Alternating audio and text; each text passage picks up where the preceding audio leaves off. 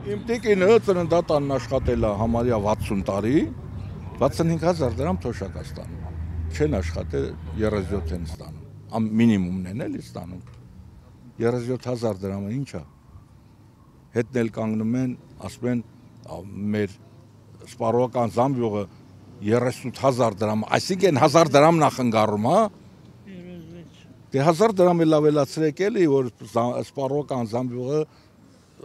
վերջնականապես ասեք լուծել ենք այդ հարցը, բայց չեն լուծել, կամայականություն է։ Ճիշտ ասեմ, մեր ընկերը, ինչ աշխատավարձ ավելացնեմ, ինչ թոշակ ավելացնեմ։ Մի ասենք տղես 37,000 դրամ ստանեմ, ես մոտ 40-80 ստանում եմ, հաշվանդամ եմ, երկար տարի, ծնված օրվանից աշխատել եմ գյուղը, հիմա այստեղ գործարանում աշխատել եմ 50 տարուց ավել, վթարի ենթարկվեցի, ինչ որ գումարներ, որ այդ պետության կողմից է ելել, անվճար բուժում, բայց այսօր կարամ, ասենք Երևան գնամ, այսքան պետք է վճարես, այնքան պետք է վճարես, որ ամեն ինչ շատ բարյատ լինի։ Անոմա գովորն եմ։ Աշխատատեղ չունեն, ժողովուրդը բան չկա։ Դրա համար վատա, հետո որ աշխատանք չկա, ստյան գնում են արտասահման կամ Ռուսաստան աշխատում են։ Աշխատատեղերը, որ ելներ, տնտեսությունն էլ լավ է կլներ։ Ինձ թվում է սահմանները բաց չտիգնի։ Ժողովուրդը մի ասացված կունի, եթե բացվեր, պետք է մեր ղեկավարությունը ոնց են ասում, ճիպոտը ձեռոցը բաց չթողնի։ Եթե բաց թողեց, ով դիքեր կկատարվի։ Այս մեր ղեկավարությունը պետք է հենց շարժվեր, ոնց որ ադրբեջանցիք են շարժվում։ Ու նոր կարգավորվեր ամեն ինչը։ 94 թվին տերես հարցերը լուծվի, բայց 94 թվին ոչ մի հարցեր չի լուծվել։ Այնա սա խնդիրը Հայաստանում եկել է։ Դատական կազմը, խայտառակությունը։ Սպանության մարդուն տնային կալանք է տալի։ Յո, այդ տովատ հենց բան տեսած, նրան ծնա բանտարկությունը հասնում, դու նրան տնային կալանք ես տալի։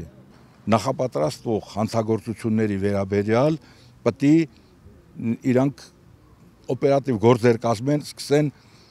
աշխատել։ Ինչի նրանք չգիտեին, որ այն գեղապետին որ խփեցին, նրա աղբորն էին խփել, նրանք էլ նրան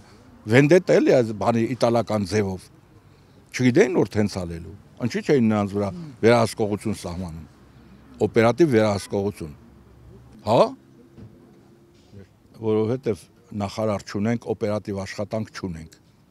Օպերատիվ աշխատանք։ Հիմա որ Աստված ոչ անի, պատերազմը լի։ Այդ նախարարը զենքը վերաունելու իր զորքի առաջննի գնակրվի։ Կգնա կռվելու։ Պատերազմ կգնա, ոնց որ այն անցած նախարարներն են ճիշտ է բան են, վարկաբեկված են, բայց Հայկ Հարությունյանը մեր հետ Լաչինում պոստի այլել անընդհատ Լաչինի միջանցքը միլիցիան էր պահում։ Հետո դրանից հետո Ստեփանակերտ եւ այլը, մենք ասում եմ նախարարներ ենք ունեցել, որ մեր հետ դուրս են եկել գնացել պատերազմ։ Նոյեմբերյանը էլ նույնը Սարգսյան Տիգրանը, ըտի մենք բան ունենք, զամմինիստրը ունենք, Հունանյան եւ այլը, սա գալիս էին ըտի։ Այդ մարդիկ մեր հետ որ ուրիշ բան չլի, հոգեբանական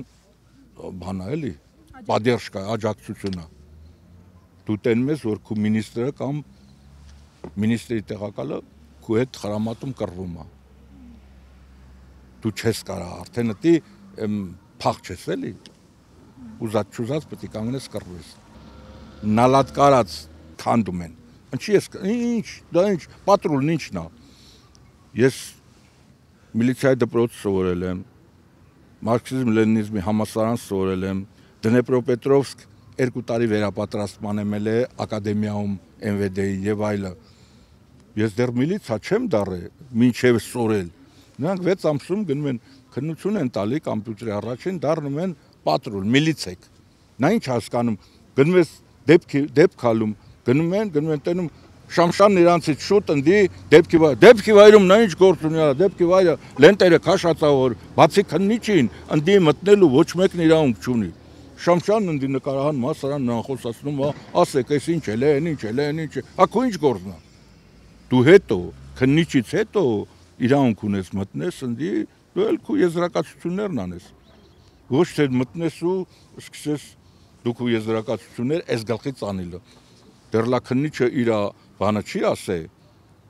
կամ մասնագետները իրանց եզրակացությունը չեն տվել, դու արդեն դի քո հարցերը լուծում ես։ Դու ոնց ուզում ես նենց էլ մեկնաբանում ես։ Հետո